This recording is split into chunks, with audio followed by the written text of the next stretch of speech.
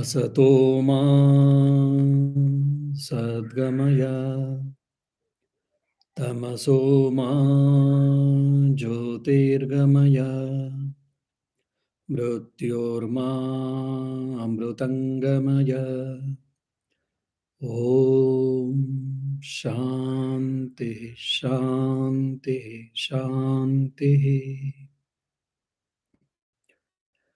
O Lord, please lead us from unreality to the reality, from ignorance to the knowledge, and from death to the immortality.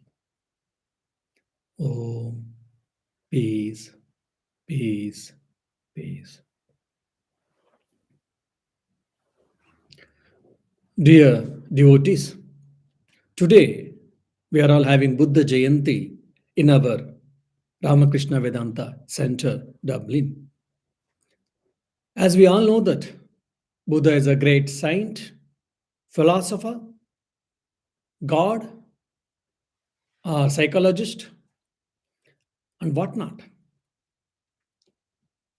And similarly, there is an interesting story in his life.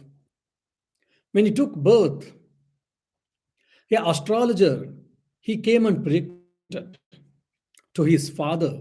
He was a king of a small kingdom, which is present between India and Nepal. That, look, my dear King Shuddhodana, either your son becomes a great ascetic or a monk, or he will become the great monarch. As we can expect and think, since Shuddhodana was a king, monarch, he also expected his son, his elder son, or his son, to be a monarch, to be the king. So he decided that I should prepare him, I should train him, I should build his life or mindset in such a way that he will become the good king. So what did he do?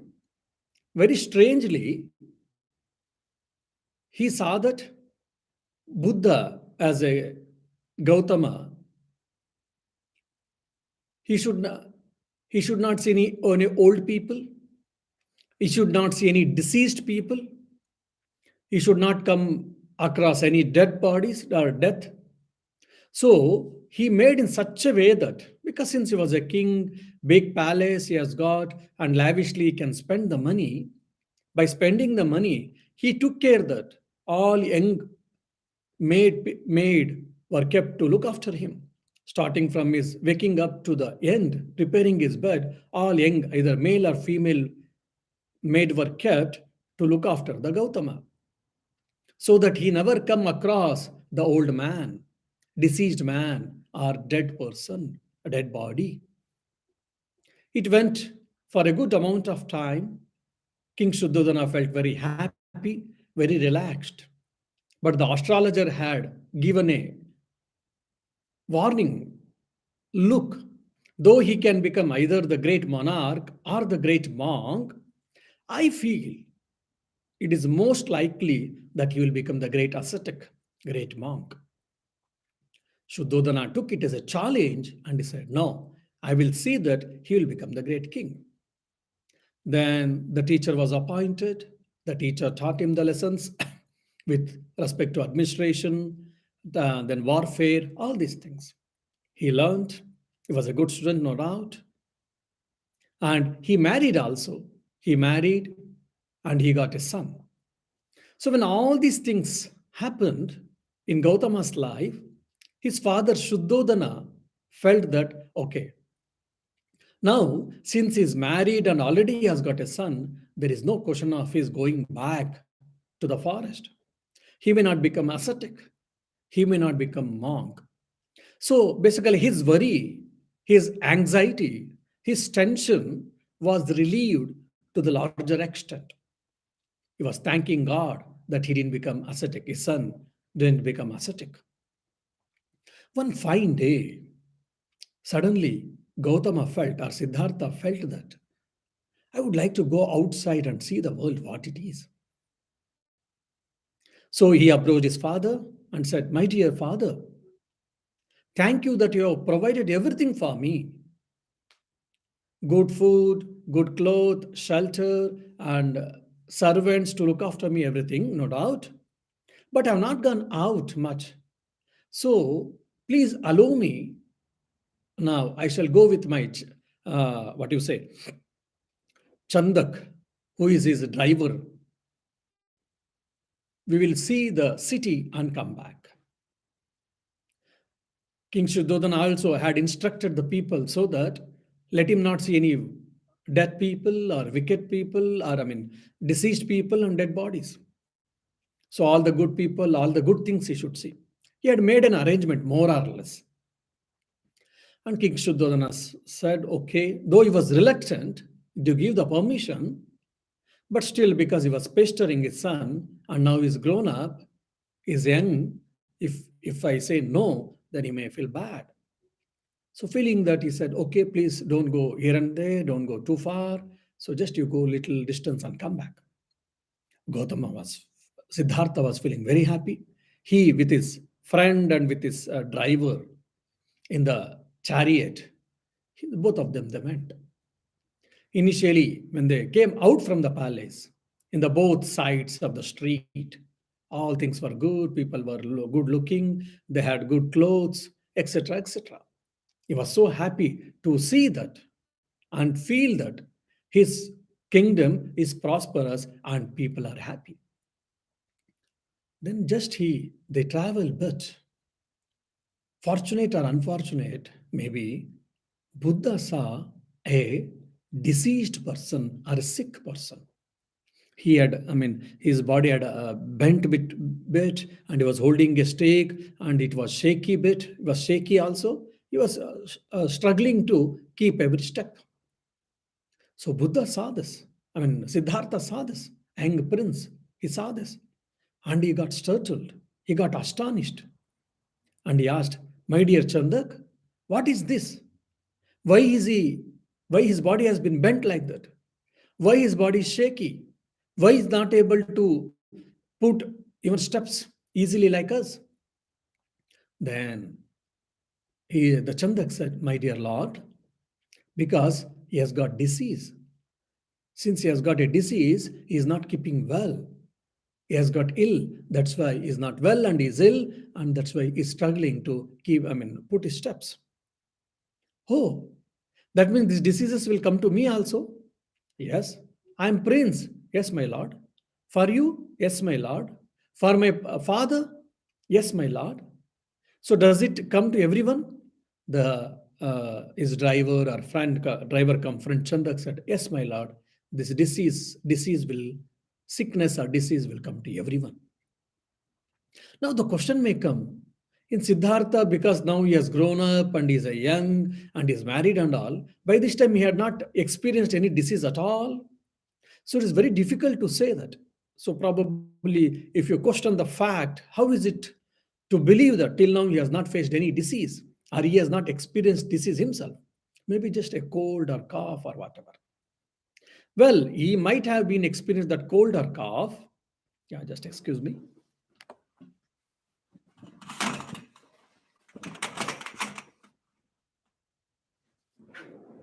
He might have experienced the cold or cough, but not the disease where it is deadly and which makes person weak, or so much so that he has to bend his body and all. So probably in that way we can think. Then he got startled, he got astonished. First time he's seeing that, so people can become such sick in such a way that their body get burnt and there'll be a lot of changes in their body. Then proceed. They proceeded their journey a bit further, and he saw a old person where whole body has got wrinkles, and is not able to see things properly, is not able to hear properly, and with the help of sticker, with the help of a person, is struggling to walk.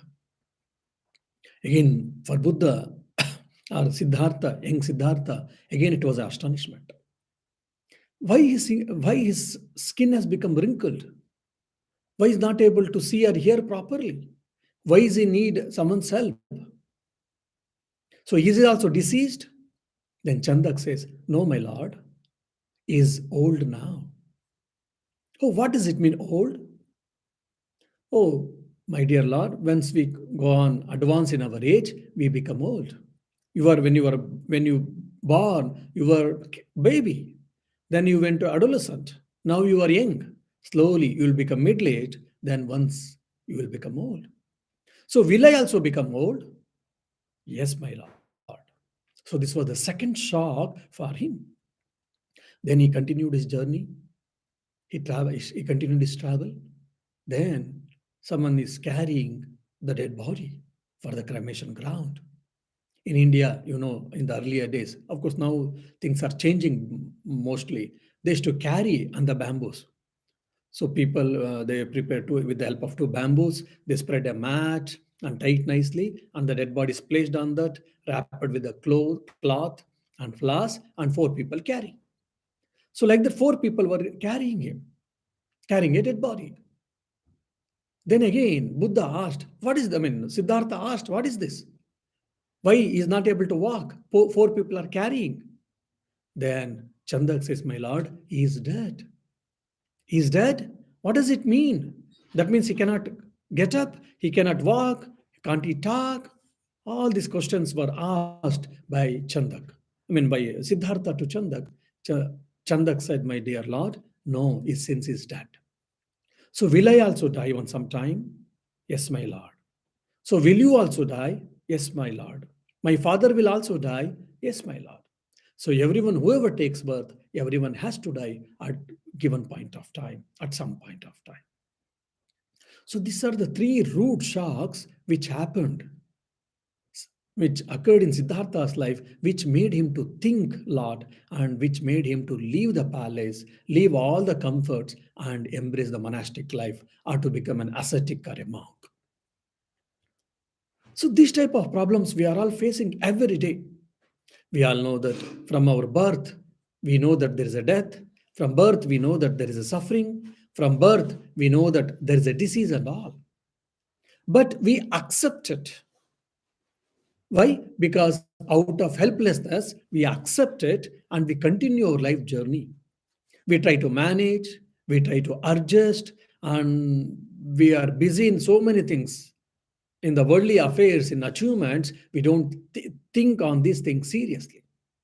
There are very few people who think seriously about this and they try to find the answer that which is the ultimate solution. So what philosophy is trying to give us is it is trying to give the ultimate solution to end our sufferings completely, absolutely. So Buddha also, Siddhartha also started thinking that means there is a suffering, there is a pain, there is so much problem in the life. That means I have to understand what it is.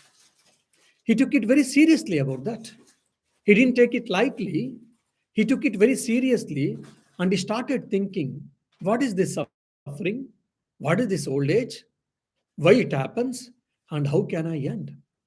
He took all these things, whatever the three incidents he witnessed, Siddhartha took it seriously and he started thinking, how can I end it?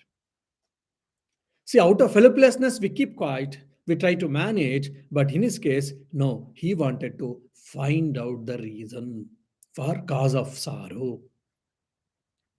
So many times people ask, Swamiji, can you take class? How to manage stress? I say that is a foolish idea. We should not manage stress. We should overcome stress. First and foremost, the certain amount of stress is good for us. That makes our life better. But more than that, then definitely it is not good. Then we have to overcome it. We should not manage stress. Like we manage a housemaid, we manage the house, we manage the vehicle. So similarly, we should not manage the stress. So similarly, some people ask, Swamiji, how to manage the anger? I say, again, it is a foolish idea. We should not manage the anger. We should overcome the anger. We should not be the victim of the anger. So either sorrow or anger or stress, any of these negative things, we should not manage. We should overcome. We should check them. So most of us we try to manage in our life, but Buddha, Siddhartha thought how to overcome this suffering, how to overcome the sorrow. And he started thinking. That made him to abandon the place, all his palace, comforts, and he went to the forest in search of peace, in search of happiness, or in search of extinct the end the sorrow or the suffering. So we always try to manage, and also sometimes temporarily we try to manage at least. How? By watching a TV, we try to manage. At least for some time, I'll feel happy, pleasurable moments. We go to a picnic, we try to enjoy our life, and temporarily I try to forget my suffering, my pain, or whatever. Or taking a sleep pills, trying to meet people, some known people, and we try to manage ourselves. But this is not the permanent solution. It may be temporary solution, but it is not the permanent solution.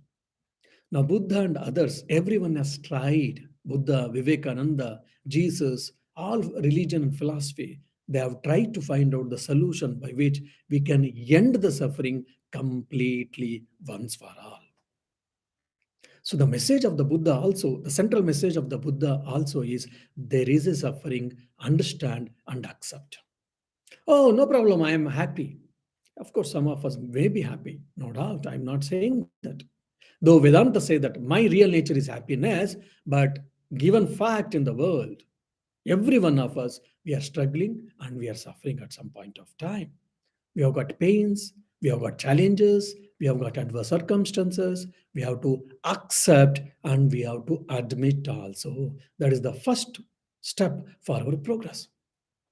So accept it, admit it, there is a suffering. So this is what pervasive suffering I say. Means Buddha felt that the whole humankind is suffering. I should find out the solution for myself and for others also, which will help to end the suffering, eliminate the suffering, or eliminate the sorrow. That's why he said, Sarvam Dukkham Jagat. The whole world is full of misery, sorrow. So, how to end this? So, it is not an escape theory. Oh, so that we to become a monks, we should become ascetic, we should join monastery to end the suffering. No. That may be a path, but that is not the reality actually. Either you are in the forest, or you are in the monastery, or you are in the house or household. Never mind. But we have to take the right path to end the suffering. So he started analyzing. First, he understood and he accepted, he admitted that every one of us, we have got suffering. Every one of us, we have got sorrow. Again, our Sankhya philosophy, because Buddha's first guru was a Sankhyan philosopher. So the Sankhya philosophy itself starts with that. Why should I study Sankhya? Because there are three types of sufferings. So to end the suffering, to eliminate the suffering, one has to study Sankhya. Sankhya means knowledge. What are the three types of sufferings? According to the Sankhyan philosophy, that is Adi Daivika, Adi Bhautika, Adhyatmika. Means we get suffering because of my own mind, my own body, by my own actions, my own perceptions, attitudes. That is what Adhyatmika suffering. Then the second is we have got natural calamities. Sometimes drought, sometimes tsunami, sometimes famine, war, all these things are there, isn't it? So these are Adi Daivika. So basically natural calamities, or we get from some maybe like from demon or from demigods and from celestial beings or from planets. If we get any problem, they are considered as Adi Daivika. Then we get a problem. Of course, in Ireland, I have not seen, but in India, we get a lot of problem. This, what is it? Mosquitoes. Oh my God, in summer, we'll be sitting for meditation. There'll be hot because it will be like 40 and plus. So just we'll be wearing a thin cloth and we sit for meditation. Somewhere mosquito comes and starts biting us. So neither I can cover myself because of the heat. If I don't cover, then mosquito will keep on coming and biting. So every time, it is a type of suffering. And maybe from other beings, wild animals, birds, beasts, and of course other human beings also, fellow beings. We have to face sufferings. So that is called Adi Bhautika. So all these three things can be ended by wisdom according to the Sankhya philosophy. So most of the philosophies accept that through wisdom, through knowledge, one can end the suffering. So Buddha also said that it is better that we should accept that there is suffering or suffering exists in the world and we have to accept. If there is a problem, there should be solution also. Because a house has got a lock, that means it has got a key also. Lock has got a key also. Lock cannot come without key. So similarly, if there is a problem, there should be solution also. So now there is a problem of suffering, no doubt. Every one of us, we are struggling and we are suffering. Then there should be cause also. What is the cause for that suffering? That we have to understand. The Buddha said that it is Trishna or Tanha, he said. That is clinging, attachment. Either you can say craving for sense pleasures, craving for worldly pleasures, worldly desires, or clinging to the world and its objects, clinging to the worldly happiness, clinging to the sense pleasures, clinging to the sense happiness, that is the cause of our suffering. Or otherwise, you can say that tanha or trishna or desire. Desire is the root cause for all our suffering. Then I'm not expecting that all people should get rid of the desires or you should not have any desire. No. You are better. You if you wish to have desires, you are free to have it. But the pros and cons, as like I keep on saying that buy one and get one free. You want to wish to have desires, please have it, but you have to pay for it. That's fine. If you are fine with the desires, then you should be ready to pay the fine for that, to pay the price for it. So be ready for that also. So that is what Trishna, Tanha, that is what desired. So desire is the root cause for the suffering.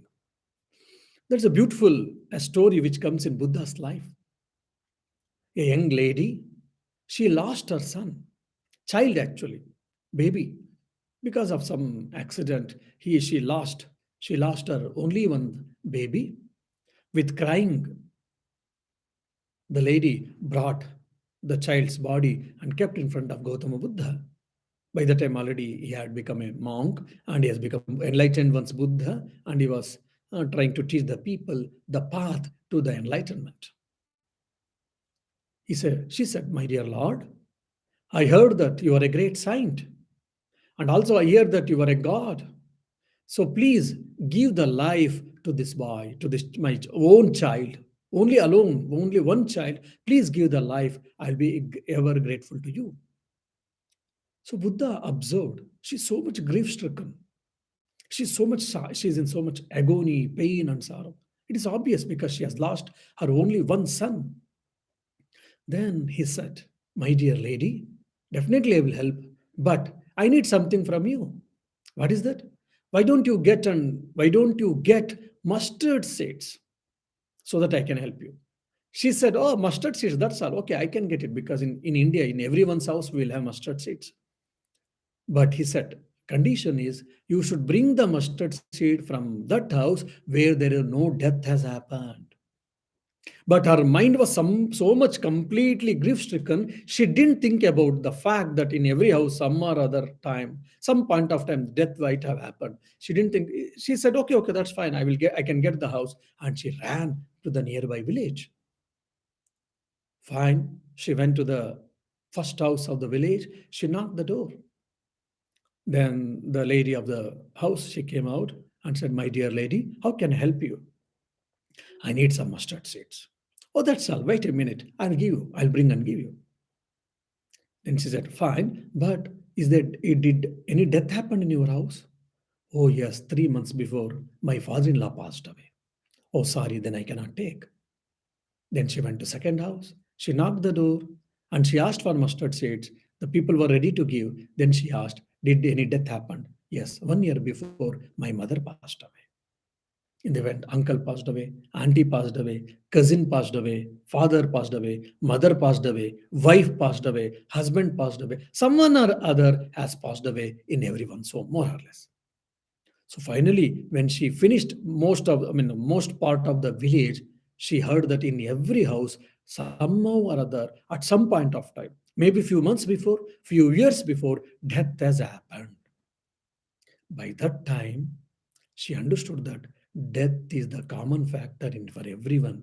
Whoever has taken birth, everyone has to die. It is only, I mean, time matters. Someone may be during infancy stage, uh, during the birth time, or after, or during infancy, or when they're child, or during youth, adolescent or young, and some are in middle age, and some are in old age. So only time matters, but whoever has taken birth, everyone has to die. This universal principle she understood. See, it is not that she didn't know earlier, she also knew that, but at that given point of time, she was able to accept and admit. If this acceptance comes for us, it helps us a lot. This is very important for all of us. That's why acceptance that yes, suffering and sorrow exist, and we should accept and admit it. The moment she accepted and admitted, she came back to Buddha. She paid her respect. She never asked anything. She took the cups of the son and she went just to bury him. Because the death is certain, it is universal. I cannot do anything. No one can do anything. So there was a shift in her mind, shift in her perception, shift in her attitude, shift in her thinking, actually. That is what thing happens. The why should we study Vedanta? Why should we study philosophy? Why should we study teachings of great people? There will be paradigm shift in our thinking. Right thinking will be shift our thinking from wrong thinking to right thinking. Samyak darshan or samyak drushti, which is told by Buddha himself in his teachings. So, there's a cause for suffering, that is clinging or desire. You got a desire to enjoy the world and its objects. That's why we have to suffer. The moment you stop it, the moment you arrest it, the moment you control it, or the moment you give the upper angle for our desires, then definitely one can be happy. Okay, I want to enjoy the world. Okay, enjoy the world, no doubt. But don't limit yourself in mere just sense pleasures. Rather, you start thinking, let me invent something. Let me discover something. Let me, I mean, probably build a big company so that I get name and fame, power, position, money, everything. But I shall also help hundreds of people to take care of their family so that they can support their family. So probably we can, one is completely nullifying all desires. That's the one way, which is very difficult. So that's why we say that instead of that, start expanding your desires. Start expanding your desires. Don't limit yourself to enjoy at the physical level or at the mental level. Rather, you expand your desires. Let me live happily. Let me live peacefully. And let me strive for someone's happiness, someone's peace, for someone's contentment. Let me be the contributor personality. So such type of higher desires one can, if we can encourage in one's mind, then this lower desire gets diminished. Our lower desires will lose its hold. Then obviously, then we can live the more peaceful life, the better peaceful life. So after understanding that, then there is a solution.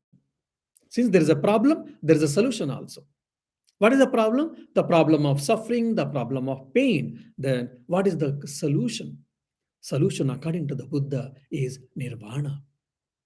Nirvana is what? Enlightenment. Or according to the Buddha's teachings, Buddha's philosophy, Buddhism, it is only breaking the chain actually. If you see a bicycle, there is a chain which is between the two wheels. So that helps actually to go. The moment the chain is broken, then how much ever we pedal, we will not be able to go. So the chain is a connecting link between the two wheels. If that is not there, then how much ever you pedal with hardship or whatever, then still you will not be able to go further. So similarly, once you break the chain, just like the cycle will not go, so similarly, the cycle of birth and death will be broken. So no more birth, that will be the last birth. So that is the state of completeness. That is the state of mindfulness. That is the state of void, according to their own philosophy, shunya, And according to the Vedanta, it is with full of bliss, eternal bliss, with completeness, purnatva, nityatva. That's what Vedanta says. And according to Theravada Buddhism, they say it is a mindfulness. It is with full of complete mindfulness. Whatever the explanation they may give, philosophical explanation, that is okay. But the thing is, what is the solution to end my suffering? It is enlightenment. That is what nirvana, that is what moksha or mukti in Vedanta. So we should understand that how much ever I struggle and acquire things in the life, maybe home, vehicle, money, name, fame, power, position, all these things are required for us to exist in the life, to exist in this world. All these things are required for our mundane life, no doubt, but they are not the only absolute necessity. They have got their own roles. They are necessary to lead our life, no doubt, but it is not that the alpha and omega of our life is to get them, to acquire them, keep on acquiring them and preserving them. That should not be our goal.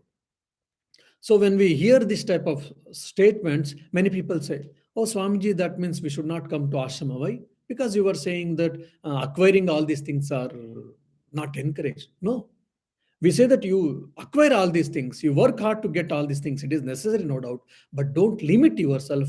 Don't stop there. They say, I don't mind, Swamiji. If someone says, fine. If you don't mind, if you don't have a problem with that, then there should be no problem. You keep on, you be busy in the world and enjoying the world, and whatever the product as a byproduct, the suffering comes, then you should be ready for that also. And the great interesting factor in the Buddhism is they have given wonderful explanation, deep different types and deep psychological views on also about the suffering. Once I gave already Sankhyan view of explanation of three types of suffering at a broad classification. They say that suffering, and again, Buddhism also has got a broader classification. What is that? One is suffering, three levels of suffering, he says. Buddha, based on Buddha's teachings, it has been deduced. One is suffering of suffering. Suffering of suffering. It is very, jungling with the words. What do you mean by suffering of suffering? You have got a fever. You have got a running nose. Oh, my dear, running nose. So it's a very, cumbersome, or we feel very sickening. You've got a severe headache. You got a severe body pain. The body pain is already is giving suffering pain to your body, and at the same time you are also experiencing that suffering. So suffering of suffering, actually, that is what. So basically disease, physical, maybe at the physical level or at the mental level. So this is what the suffering of suffering.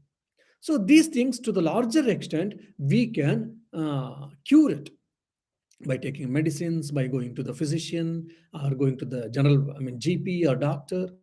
Many of these things can be controlled to larger extent. But after some age, after certain level, it cannot be. This is what suffering of suffering. Then the second is suffering of change. This is very, very important. We have to think. What is the suffering of change? Today I'm happy. Yesterday I'm happy. I was happy. Tomorrow, we don't know. I don't know what will happen for tomorrow. Immediately when the thought comes of tomorrow, for many people, they, oh, yesterday and today I was so happy. I don't know what will happen for tomorrow. So when you start thinking of tomorrow, immediately what change will happen, we don't know. So that is of suffering. Suddenly, you got a managership in your company. You are so happy, fine. But at the same time, the thought may come, tomorrow what will happen? Because you know that your own colleagues are trying to pull your leg, or they are not happy, they're trying to take revenge on you, whatnot. So there is always the suffering, pain inside, knowingly or unknowingly, that at any point of time, probably people may surpass me, or they do such things, such a nasty things. I may lose my managerial role or position. Or today I've become very famous, celebrity, singer. And suddenly I hear that there is a young chap who is coming. He's also a good singer. Then immediately I start thinking, what will happen to me then? Will he become more famous than me? Or will he replace me? People start demanding, people start calling him, inviting him more than me. So all these type of sufferings become, that is what suffering of change. This is what the is. The third is pervasive suffering. Pervasive suffering is what? It is whole with this body and mind. It is more a philosophical way of approach is here. The Buddha, according to Buddha and Buddhism, they say that we have got five things. One is Rupa, this is body, which has got a form. And second is Vedana. Vedana means feelings, sensation, and all. Then the third is Sangna. Sangna is conceptions, perceptions, all these things. Then the fourth is Samskara. Samskara is impressions, storehouse of our impressions, mental activity, and our formations of our thinking, mind, perceptions, all these things. Then the fifth is Vijnana. Vijnana means here consciousness. Consciousness is not the Vedantic consciousness. Here it is only the awareness, the present awareness of the present at the same time, or maybe mental conscious or empirical conscious or whatever. So these five things put together makes a living body, living organism according to the Buddhism. So because these five things are there intact, that's why they're suffering. The moment when these five things are get disintegrated, when it gets separated, then there is no suffering according to the Buddhism. So these five things, when they're in together, Panchaskanda, they say, the suffering exists. The moment when it gets disintegrated, what is that? One is body, the other is feelings and perception, then mental formations or impressions, then consciousness or awareness. When these things are disintegrated, when these five things are separated, then there will be no suffering. But that when will happen? That only during the time of nirvana. When I get bodhisattva, nirvana, or moksha, or mukti, enlightenment, only that will happen. Otherwise, no. And there is a one more type of explanation of their suffering. That is what? Suffering because with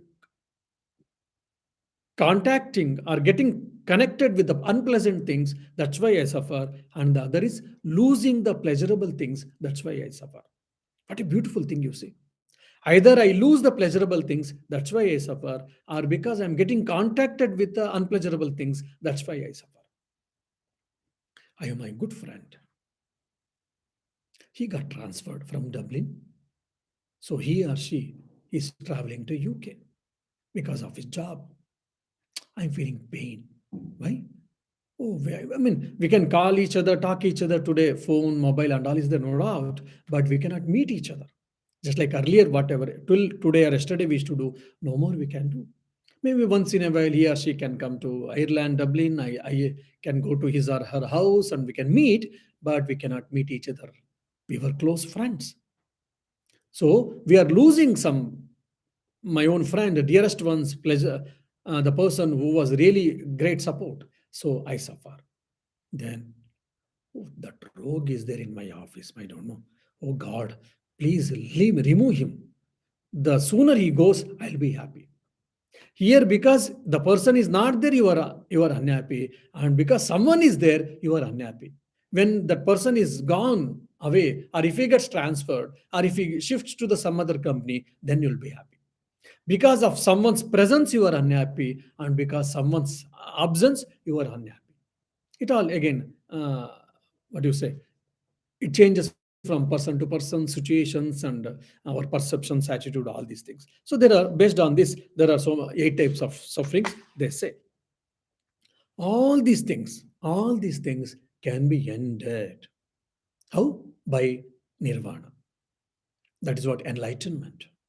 Now, how to attain that enlightenment? Buddha says that, in a simple layman's language, if you want me to say, that you break the chain, you break the cycle. So that is what they say, dual linked chain, that is called pratitya samutpada. Pratitya samutpada. What do you mean by this pratitya samutpada? The English meaning is dependent origination, utpada, origination, samyak utpada, samutpada, that is well origination. Pratitya means just depending on the previous ones.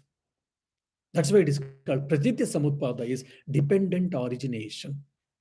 It is a great philosophical inquiry or great philosophical explanation truth. So according to the Buddha or Buddha's teachings, there are got 12 links. The moment you break that link, then you will not have any suffering at all. So what are the 12 links? We shall try to see. First is avidya, ignorance. You see Advaita Vedanta, you see Sankhya, you see Nyaya Vaisheshika, you see Jainism and Buddhism, and you see Patanjali Yoga. All of them, they tell that ignorance is the root cause for our suffering, and the knowledge is the solution to, knowledge is the remedy. Only theistic schools of Vedanta and Christianity, Islam, and some other Bhakti schools of Vedanta, they say that Bhakti, devotion to the Lord, devotion to the Almighty, is the solution, remedy for to end the suffering. For Buddha also, knowledge is the end. Knowledge is the means to end the suffering. So, what is the first link in the dependent origination or 12 linked chain? He says that first is avidya or ignorance. The second is samskara, impressions. Because of avidya only, lot of impressions are coming in my mind. Samskara, he says. From that impressions, what up from samskara? Vijnana comes into picture. That is sense consciousness or mental consciousness, or just its awareness. So you should not mix, confuse with the Vedantic awareness. They have got a different explanation for this awareness or sense consciousness. And when this happens, from this, name and form comes. Name and form, nama and rupa. A body comes into existence, I will come into existence. I mean, a living being or things come into existence. Then Shadaitanana, the six senses they have got. Already I've told you. Then the senses will not keep quiet. The senses will come into, they will always keep trying to get contacted with, get in touch with the sense objects. The eye always try to see some things. The ear always would like to listen. The tongue always would like to taste different food delicacies, isn't it? The skin wants to be pleasure. It is too much cold. It is not. Oh no. Too much hot. No, because the skin wants to be. A good atmosphere or neither too hot, nor too cold. A pleasurable moments. So that is what sparsha, sense contact. When the senses come into contact with the sense objects, all our perception, all our transactions starts. So that is what sparsha. So when the senses come into contact with the sense objects, what happens? We get different types of experiences. Maybe pleasurable, sorrow, unpleasurable, happy, unhappy, good, bad, right, wrong. All type of dualities will come into existence when senses come into contact with the sense objects. That is called Vedana, feeling, experience, pain, you can say. Then when the senses come into contact with sense objects, then what happens? The craving starts. Just for an example, someone brought me a Snicker chocolate for me. It is nice, so it is a chocolate with the peanuts and all. I ate. Someone gave me, what is this? Oh, Swami, it is a chocolate by name called Snickers. Fine. I ate. When I was eating, the tongue's taste buds enjoyed. If someone of you are interested in Snickers, then probably your mouth gets watered. So when you are eating, consuming the Snicker, your tongue taste buds are enjoying it, then suddenly or slowly, gradually, you started getting desire. Your senses are getting craved, or they are craving for this enjoyment. I want more and more Snickers. Let me have daily one Snicker at least. So that craving started. Earlier it was not there. Now it has started. Why? Because the senses came into contact with sense objects, either voluntarily or because of someone else or whatever it may be. The craving has started. That is what Trishna. Because the craving came, what happens? Knowingly or unknowingly, my mind gets clinging to the objects, which is very important and which is very scientific and rational. You see, so beautifully Buddha has put so scientific and rational. The clinging to objects, clinging to people, clinging to the world, clinging to our own achievements. So many people comes when they talk, they say, Swamiji, I don't want to tell about myself, but I have gold medalist and I have finished in the Trinity College and I was one of the good student, blah, blah, blah, all these things they tell. They didn't want to tell, they say, and Except telling about themselves, they don't speak anything. So somehow or other, they are clinging to their own achievements. Of course, in a good way, for some reason they are telling fine. But knowingly or unknowingly, they want to boost their achievements. So that's what I'm saying, clinging. So someone clings to the opposite side, someone clings to the pleasurable moments for traveling with vehicle, someone clinging to the maybe like eating, and someone clinging to their achievements or whatnot. So this is called upadana. Because of this clinging, only we suffer and struggle. That's why the power of alienation, power of problem of existence, problem of suffering, everything comes into picture. Then when the clinging starts, then what happens? We want things. We want things. Then we feel that the world is real, the things are real. We have to get it. We have to have it. We have to experience it, etc., etc. That is called bhava existence. Means the world exists for us, the things exist for us in reality, so we want to have it, we want to procure it. Then from that what happens? This birth, rebirth.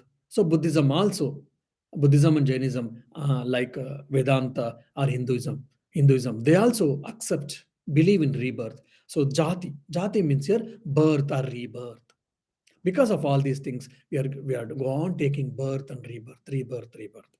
So when I take a birth, I undergo a lot of changes. I was an infant, then baby, then adolescent, then young, middle age, old age. So all these changes, it comes jara, that is old age. Because I have taken a birth, I want my body is undergoing so many changes, and I have to experience the old age and lot of physical sufferings I have to experience. Then marana, death. Then at some point of time, I have to put a temporary stop, that is comma or semicolon, to this life. But once I die, again I take birth. Again avidya, because of avidya. All this jara, marana, janma and marana. Janma and marana are, according to the Buddhism, it is jati and marana. Jati is nothing but janma, that is birth or rebirth. Marana is death. So the cycle of birth and death keeps on going. So this is what dependent origination. Why? See, the birth and death Buddha has kept at last actually. It starts from where? It started from ignorance actually. From ignorance, impressions, from impression, sense consciousness, name and form, then sense objects, senses, contacts and feelings, expressions, desires, cravings, all these things come. And finally, birth and death. So if you want to break the cycle of birth and death, then you have to remove the ignorance, you have to destroy the ignorance. Then you have to understand, according to the Vedanta, who am I? And according to them, understand that Shunya, or according to them, just mindfulness or whatever. So, if possible, in the next class, I would like to discuss this Pratitya Samutpada, that is a 12 linked chain, a dependent origination, in detail, in depth, so that it will help us to break that chain. May Buddha bless all of us so that we shall be able to break that chain and we shall live peacefully, happily, with mindfulness. Om Shanti Shanti Shanti Hari Om Tat Sat Shri Ramakrishna Pranamastu.